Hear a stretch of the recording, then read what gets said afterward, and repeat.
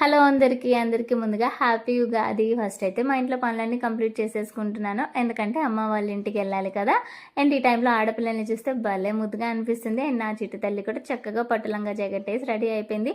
ఆ చిన్న పిల్లకకి చిన్న గులాబీ పువ్వు అయితే పెట్టేసుకుంది. భలే క్యూట్ అనిపించింది. అండ్ టీచర్ ఫోన్ చేసి మరీ చెప్పారు, వీళ్ళకి కొత్త బుక్స్ కొనేసి వాటికి ఓమని రాసి దేవుడు ముళ్ళ పెట్టి వాళ్ళకి వచ్చినవన్నీ రాసి వాట్సాప్ అయితే చేయమన్నారు.